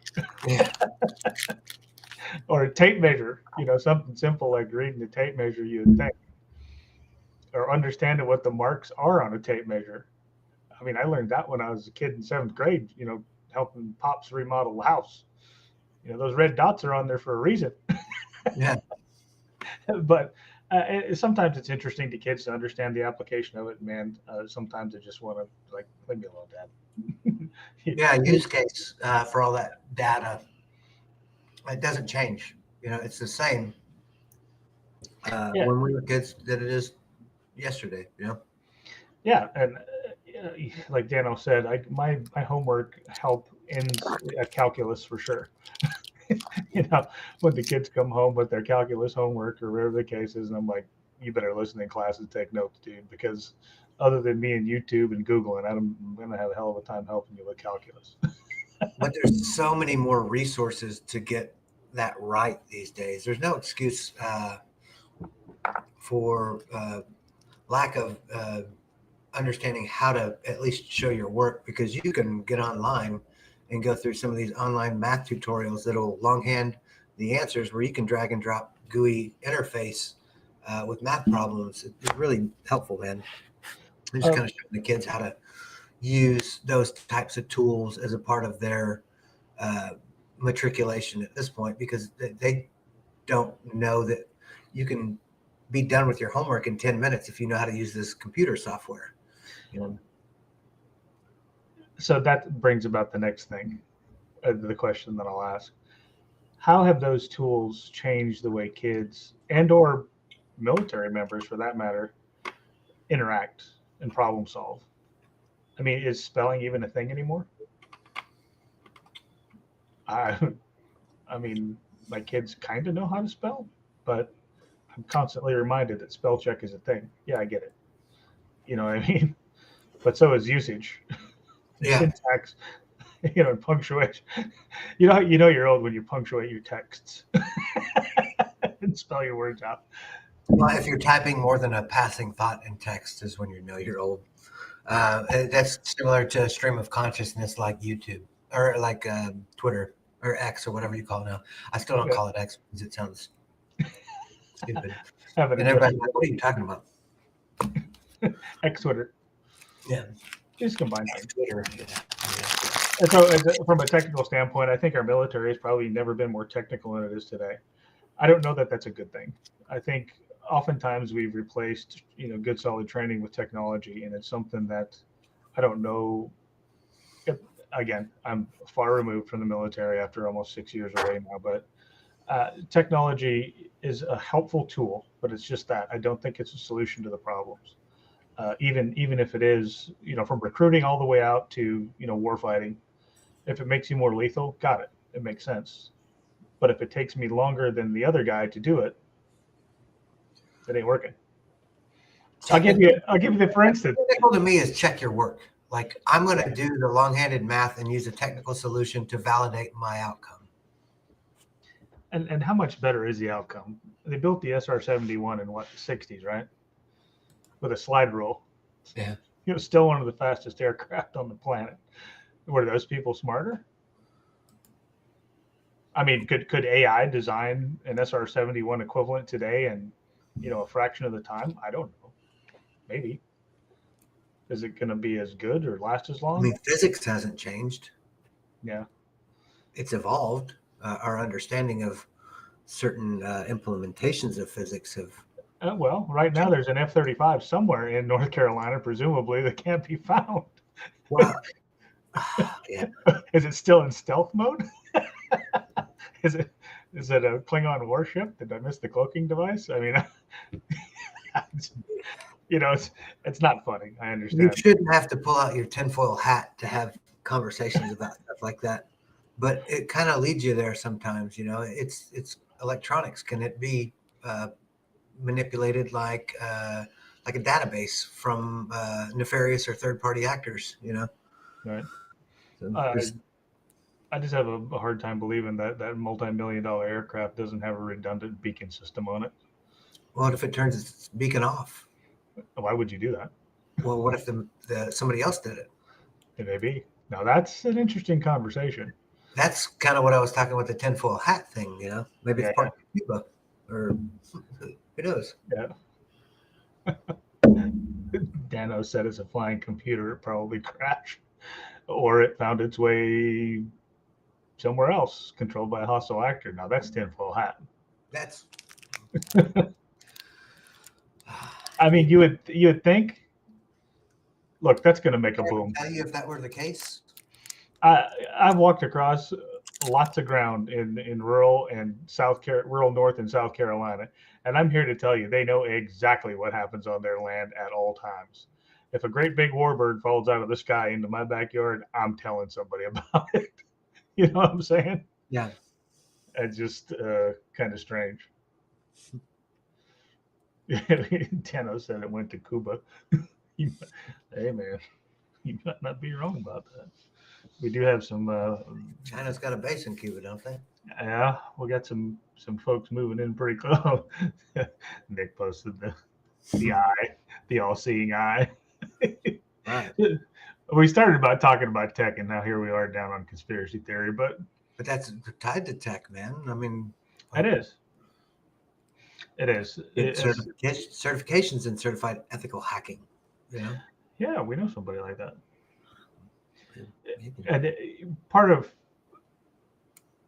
that capability, I think, that we're building currently is, I think there's always something more interesting about offense and defense.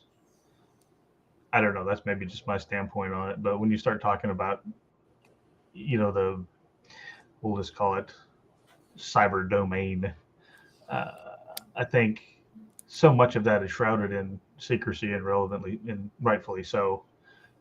But our ability to win a peer conflict in the current cyber domain, I have questions. Probably from my own personal lack of knowledge. But it seems like we're getting our asses kicked all over the world. That's all I'm saying. What do you think? That's tough, man. Like at some point, you're only exposed to what you're told and what you can find. If what you can find or what you're told doesn't align with what you perceive, it's hard to come up with the same outcomes. Okay, so Nick put an interesting comment in there. Aliens, right? How does the military actually feel about aliens? Because I watched some testimony on Capitol Hill the other day from a fellow that was like kind of laying down what he felt was the truth. And there was a lot of when they focused back on the panel, there was a lot of raised eyebrows. So, how much now of that, 50, 100 year almost, it seems, conspiracy theory or what was called conspiracy theory has now become a fact, or maybe even a reality. They had real aliens in crates on the TV not too long ago, man. It was, I mean, it looked like somebody carved it out of wood and spray painted it with a coat of textured paint, but And, it was how do you explain how fast man has evolved technologically? From vacuum to reverse computers engineering. in the 50s and 60s to where we are today. Well, I mean, go even further back than that, man. Like the Egyptian times. How do you get that precision without modern technology? I've been to the pyramids. I don't think the Egyptians built them. That's what I'm saying. So, like the Yeah. story of what we've been told or have access to doesn't align with what you perceive in real life. So, Right. I'm not trying to be all kooky or goofy or anything like that. It's just, I think there's definitely some obfuscation and sleight of hand going on somewhere. Everybody, I think we all have just a little conspiracy theorist in us. When we're not, well, questioning people should want to understand. I do. I'd love to see an alien spacecraft. I think it'd be cool. But then again, that scares the hell out of me. Hey, look, what if an alien shot down the F-35? What if an alien's driving it? You're not wrong. It could You're be not wrong. one of the illegal aliens that came across the border. I think that's different aliens, bro. I had a different play on words there. Pretty funny.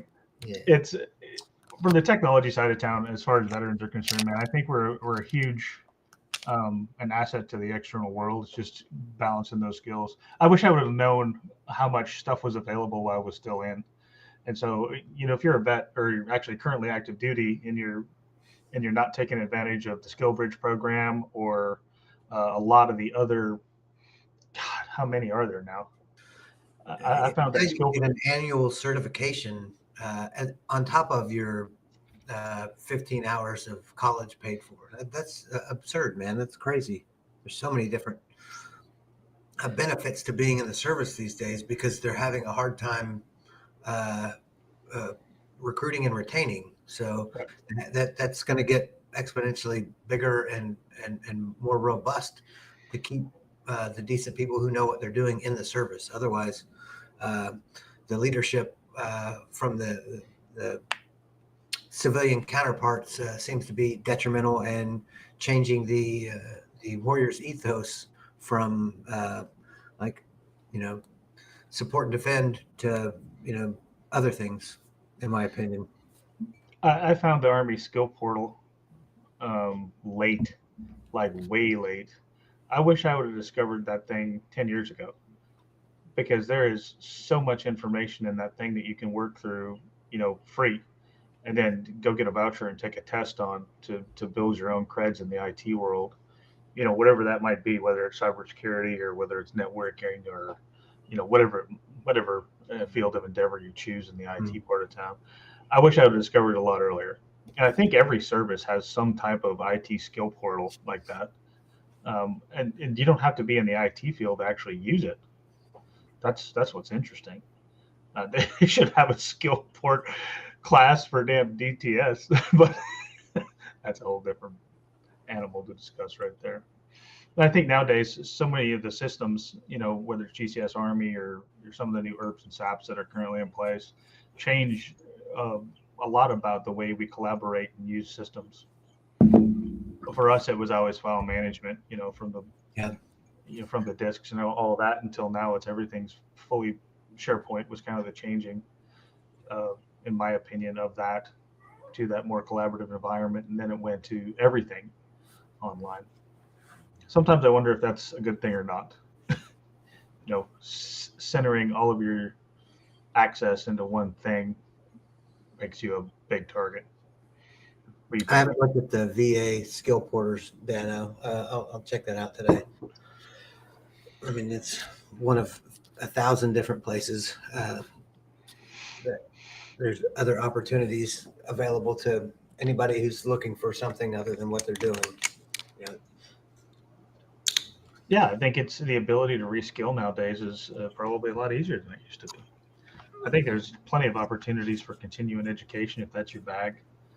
Um, but really, how do you find access? Well, you go dig around.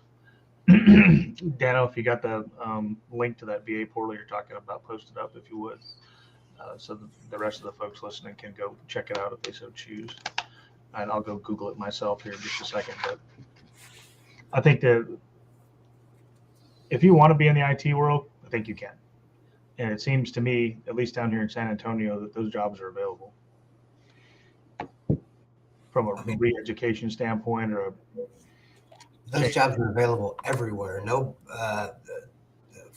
few and far between are those who have an interest in information technology. They're not for everybody. Yeah, if you have an aptitude for it, you can definitely find work. Yeah, they're definitely not for everybody. Yeah. Sometimes I find myself longing for the out of doors. It's one of those things. All right, let's move on to our next topic. We talked about some tech. We talked about our virtual veteran communities. This is one of those that's near and dear to my heart.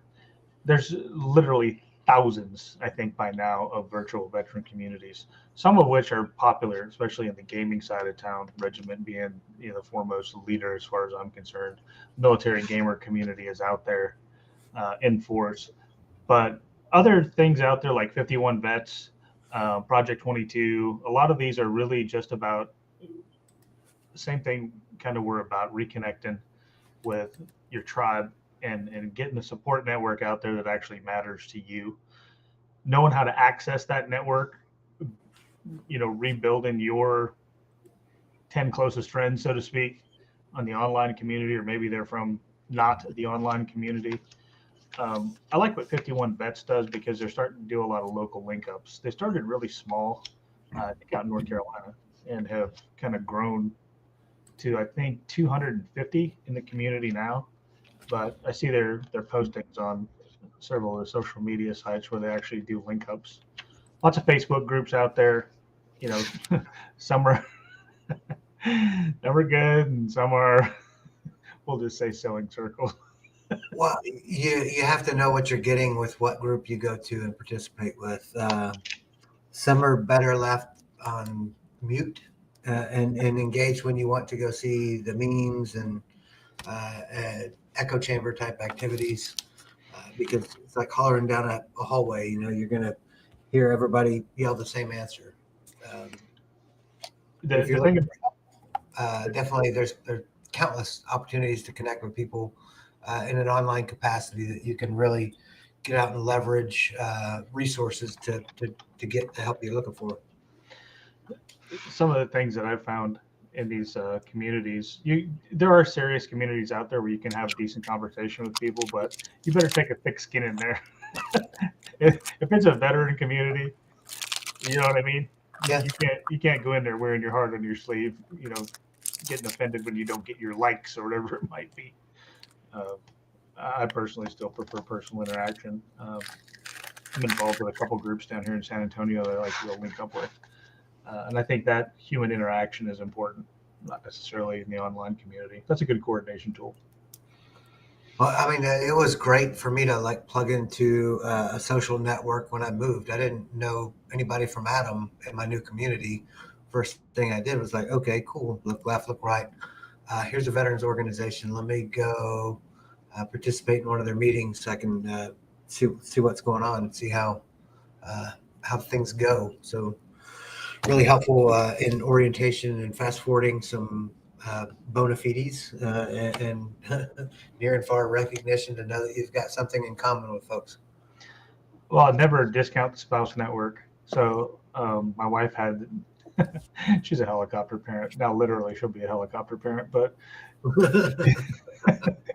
so as my daughter goes off to training, she got on Facebook and said, "Hey, my daughter's going here. Does anybody know anything about X? There was literally 50 replies within 2 minutes from, mamas that said, go here, don't go there. It was just that network is strong. You better believe it is.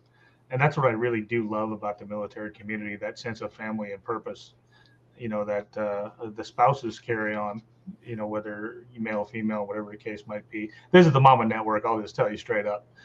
And literally, they painted a complete picture of, now Fort Novacell that, hell, I didn't know. And I spent, a few weeks there. What the hell is that? I mean, there's so many different new names. Yeah, I'm not trying to commit any of those to memory because it's asinine that they changed them. Well, I will. There's a few of them that I will actually willingly refer to. Fort Benning is Hal Moore, and I respect Hal Moore like you can't possibly imagine. So, if they name it after him, fine, that's great with me. And Novacell is actually named after a warrant officer, so I will go with that one too. I got to pick and choose, man. But I will never refer to Fort Bragg as Fort Liberty ever. I'm sorry, I'm old curmudgeon-y like that, man. I was a little disappointed when I got, a Fort Liberty Federal Credit Union statement in the mail the other day because they actually changed the name of Fort Bragg Federal Credit Union. Made me angry. It just feels like everybody is giving up on pushing back on the some of the things that are going on social engineering wise. It's generational, right? It'll take 2 generations, and nobody will ever know that those names existed. Because literally the street signs have been changed, except for a very few that are highway signs that they probably didn't have the funding to change.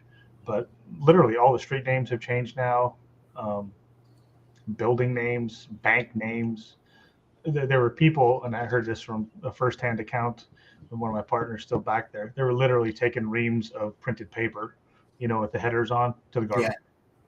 So when you consider the fraud, waste, and abuse of that particular action, I just can't get behind it.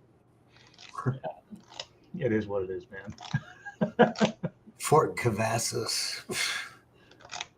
That's an interesting one. They should have named that Benavides. Right. Uh-oh. Looks like Kismayanthia wants to duel. Oh, I have to accept or deny within 2 minutes. I'm not sure what that means. What does that mean? I don't know. We're getting challenged by our own. We're coming up on the end of the show. There we go. Let's see. We got a little link. Uh-oh. Stream elements. Oh, he's probably challenging me. There's probably some kind of picture involved because he's being a cheeky little bastard.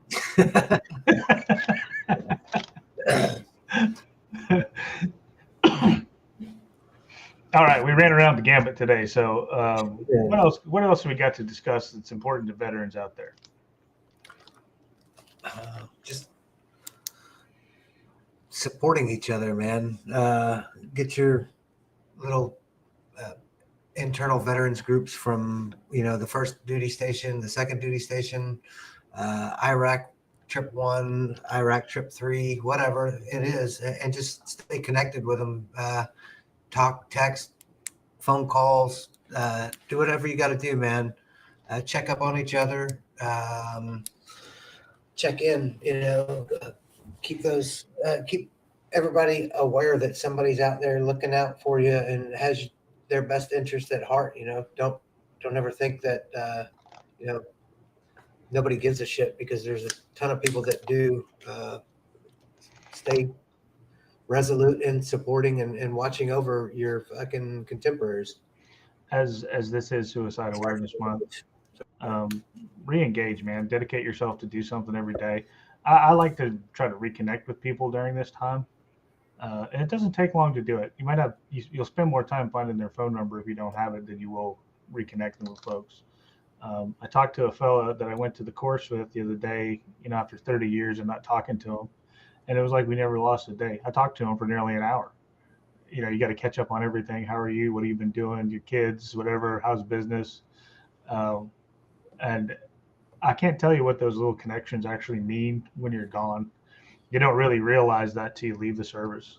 That support network, all those, I'll never forget you, man. 5 years later, you don't remember his freaking name, but you remember all the memories. And so encourage you to connect with people during suicide. Well, every day really. It's not just not just a month thing, man. It just brings it into focus a little bit for a little bit of time, but make those phone calls. There's nothing better than talking to a human. It's always cool to get a little text message or whatever the case might be, but I don't think there's nothing like a personal meeting. But I think the next best thing is chatting with folks on the phone, or even this. This isn't. Yeah, and like by extension, the game, we're trying to help grow the community of people that are interested in staying connected and just kind of having the camaraderie and fellowship that's associated with veterans' behaviors in an online capacity while you're playing. So I encourage you to go by withthem.vet, withthem.co, look at the game, look at what we're doing. We had some great conversations when we were out in the Washington, D.C. National Capital Region area, talking with some folks who were interested in what we're doing all the way from VA, private industry, healthcare, nonprofit. Everybody's really intrigued by some of the technologies that we're leveraging with the game and wellness, and the information that comes with those types of activities, and how we can use that to be proactive instead of reactive to some of these challenges that veterans are faced with. So support if you can. If not, just cheer on, Yeah, Dano mentioned Discord also. That's a great way to reconnect. There's lots and lots and lots of veteran communities in there. And a lot of it is, emojis and kind of funny stuff and sharing that military humor that keeps us bonded closely together. But there are some serious conversations that are had in there, man, that can be helpful to people. And if you want to it doesn't cost you anything to contribute. I mean, you can get on there and contribute to a conversation, find somebody who feels the same as you do. And Dano, I encourage you to reach out to them Navy buddies, man. Just start pulling strings. It's an information age, brother. You can find them. It ain't that hard. Give them a call. What's up, Swabby? How you doing? Hey, shipmate. Let's get together. Let's have a drink. The funny thing about this fellow I was telling you about. Hello, fellow seaman. He actually lives about 4.5 blocks from me in San Antonio. Had no idea. That's the weird thing. He's currently out on the road. He'll be back, but you don't talk to a guy who knows where they're at. The last known location was Washington. Next thing you know, he's 5 blocks away from you and you didn't even know it. And it's strange. And usually that's how I'll start the conversation. Where you living, dude? Oh, I'm right around the corner from you. Oh, let's stop talking now. And it goes back to that phone thing we were talking about, Lucas. Mm-hmm. I see you. You send up a damn star cluster, bro. So I encourage everybody you listening out there, go reconnect with your partners in crime from past lives, and just say, hey, figure out what's up. Who knows, man? That phone call you make might be one of those, man, I really needed this today kind of a things. Just to give somebody hope in their life, man, everybody's dealing with shit in their world. Rebuild that accountability chain. Because ultimately that's where a lot of that stuff comes into play. Is there's nobody to hold them to account for making it till tomorrow, when they are struggling. Yeah, so I would highly encourage you to reconnect with your contemporaries from a past life or from yesterday, man.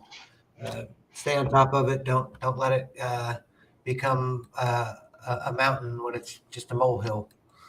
It's important to know that that's something that needs extra attention. It might not need to eat up all of your day, but it can eat up 5 minutes of your day, and you've got 5 to spare. So, and Dana lives about 6 miles from me, and we haven't been able to get together, and that is my fault for not making the time to do that. And so I will absolutely make time to do that. We'll get together over one of the local pubs. Yeah, have an adult beverage together. Shoot the breeze for a while, man. I look forward to it. I'll reach out to you on Discord on a personal note when we're done here. We'll do some coordination. Weekends are good. Over at Kennedy's, just saying. It's good Irish pub, not too far from here. Kennedy's, I've been there in a hot minute. It's Man, I used to love dive bars when I was a young man. I think I still do today. And thank God I married a redneck girl and she likes them too. So His old 95-34 spot was Kennedy's back in the day. yeah, Yep. yeah. Shout out. Well, I know they're not listening, but Lucas and I lost a good friend. This past week. It wasn't suicide, but at the end of the day, he's still gone. So um, your family's in our hearts and prayers, brother, and so are you. I know you can't hear me on this channel, but And maybe you can. maybe you can. It was a shock, man, to tell you the truth, and it just hit home pretty hard. As soon as I saw that, I was like, okay, that makes a lot of sense. Because the last time he and I spoke, we talked about that very thing. So it wasn't that long ago that we spoke, and so it's kind of crappy that that's the outcome. But yeah, and the Brotherhood is strong. They went up there to take care of the funeral. I noticed things are headed that direction, memorial service, etc. But one of these times on this show, we're going to talk about cancer. I mean, that's not a happy topic to talk about, man, but I think there has to be something done in our community. And I haven't done the statistical analysis yet, but understanding how many that we've lost, I can name 10 off the top of my head from my immediate and close community that have been lost to cancer over the last 15 years or so. Is it one of those Agent Orange Vietnam era generational type of things? I don't know, dude, but it seems awful funny that the places that we've all been have probably I'll go out on a limb here and I'll say they have higher incidence of cancer than a hell of a large percentage of the population. And I'm not talking about little cancer, if there is such a thing. I'm talking about multiple myelomas and major, almost radiation-like bad shit. I don't know. I'm gonna have to do a little digging on that one, but I would love to hear from the community on those connections. How it's impacted. And got it. The shit we do is dangerous. Tracking. You know it when you signed up. I get that, but to shine a light on that in this community, I think it maybe has been. It's like the burn pits. You know what I mean? I think I've registered now for at least 5 different databases, and I know there's legislation out there now for you to go. Excuse me, for you to go sign up in the VA for additional disability or whatever the case might be as it pertains to the burn pits and such. But as I say that word, I can smell burning lithium in my nose. And plastic and fecal content. Yeah, downrange of the incinerator in Kandahar or wherever it may have been. The burn pits in the Gulf and whatever else, man. It's just, you got to know that's DNA changing. Feels like so I'd encourage you, again, if you're listening and you haven't signed up for the burn pit registry through the VA website, go to va.gov. You can search for burn pit registry. I believe it's on there. If you've been exposed to that stuff, get your name in there and go get seen and get yourself well. A lot of that stuff is heavy metals, man, and that's not going to unload itself. You're going to have to go get a specific chelating treatment to get some of that stuff out of your bloodstream, whether it's lead or mercury or, God knows what that we've ingested over time through aerosolized burn pit junk and whatever the case might be. As we come to a close on another episode here of Vet Connect, thanks, Dano, for jumping in, and to our new guys that are tracking us, drop us a little like there, subscribe if you would. Appreciate you. If you got topics for Vet Connect, you can send them to me. It's spiatz@ore-system.com. You can hit us up on Discord, X, Twitter, whatever, Facebook, Instagram. We're on all of them, man. Just drop us a line. Discord's the easiest place to get that conversation flowing, and then we can pull it into a private chat. So if you need us, tee it up, come find us, man. We're here to do some our part to help veterans. So whatever content you want to hear about, let us know. We'll tee it up and do some homework if we don't know about it already. And if you're interested in coming on Vet Connect and just chatting with us live and streaming, drop us a note in Discord. We'll program you into the show so we can expand our horizons a little bit, talk to other people with different views and opinions on things. We love to do it. That way we don't have to bash the Navy all the time, Dano. You can come on here and defend your service if you like. Or we can have a good conversational debate between, Army and Navy. We'll have the Army Navy game right here on With Them Frontlines. Relive that bad boy. I got to tell you though, man. The Air Force did clean up at the tournament we were on. Navy team was there, bro, and they had some good looking uniforms like always. But in the end, the Air Force triumphed. And so, one last shout out to Warrior GMR for putting on a great event this past weekend. And we really appreciated coming up and supporting you guys in your endeavors out there. So with that, Lucas, appreciate the time that we spent together. Everybody out there on Twitch who's watching, thank you for the time that you spent with us here. We hope you're getting something out of this. If you want to see different content, please let us know. And we'll work it into what we're doing here on Vet Connect. So until next time, I'm Sean with Lucas, and we'll see you next week on Vet Connect. All right. Thanks for sharing those links out, Dan. I'll check them out. Mark and I have both been in the infantry in the Army. I had been in the Marines prior to that. We both ended up in a unit called 1st Special Forces Group. I was a sniper in the infantry, been a sniper in Special Forces, and did a full career in different types of teams, mountain team, air ops team, counterterrorism team. I met Curtis actually at Fort Lewis when he was running a sniper locker, and then we were on a team together in Okinawa. We've been friends, and we've always talked about going into business and life after the Army. We got out, went to work in the civilian world, and realized a lot of what we did in the military translated to business. We looked at the cutlery industry, and the people there as a culture were fantastic. And we said, hey, we're going to start a knife company here in North Carolina. In the beginning, we had a knife grinder, a blaster, some rudimentary tools. We started out and decided, what do we want to make? Well, let's make something we know. So it was a combat knife, and we did 3 models because we figured you got to have more than one when you start out. You think you know everything about knife because you carried one all your life. But to be quite honest, we were new at it. We didn't know everything, so we took them to a lot of our Special Forces buddies at Fort Bragg. They gave us some advice and allowed us to develop those initial products. Today, we have a whole lot more offerings than we did in those early days. We actually have 3 distinct lines of knives we call gold, silver, and bronze. Gold being the knives we make right here in our shop in North Carolina. The silver line knives are those made for us by our partners up in Olean, New York at K-Bar.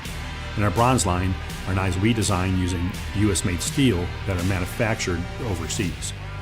A lot of folks think we have a giant manufacturing facility with 100 people. And quite honestly, we have 10 core people that we use to build our knives. Making a knife isn't as simple as most people think. There are many processes that are involved, so we have checks and balances and continuous quality control throughout the processes. We know that perfection should not get in the way of getting your job done. So while we strive for perfection, we know we'll never achieve it. I'll never forget the first time we won a Blade Show award because of the rest of the industry, the people who do what we do, saying, hey, you guys have this figured out. We realize quality, it's not just the time we put into making the knives, it's not just the high-end materials or processes or even the money we spend, our raw cost to make those knives. In the end, quality is proven out by the people that hold them and use them, right? If someone's willing to pay for it, and they're willing to carry it, and they're happy to carry it, they might even brag about it, to us, that's the measure of quality. We don't chase trends. We don't put things on knives that don't need to be there. We always joke, and I know this sounds ultra simplistic, sharp, pointy, with a comfortable handle. You do those 3 things, you're probably going to be successful in knife making. And I think if you can take a look at a knife, it's very, very simple, but you can immediately say, I know who designed that, or I know who made it. To me, that's a measure of success. That's what we try to do here at Spartan Blades. Both Curtis and I care about our country. We fought for it. We took our oath seriously and still do to this day. So since our product goes to end users who use it in the most ultimate fight, we take it seriously, what we make. That when it goes in a box and it gets sent to a customer, that it's ready to go wherever you need to go. And it's going to be there and perform. And that's what we strive for every day.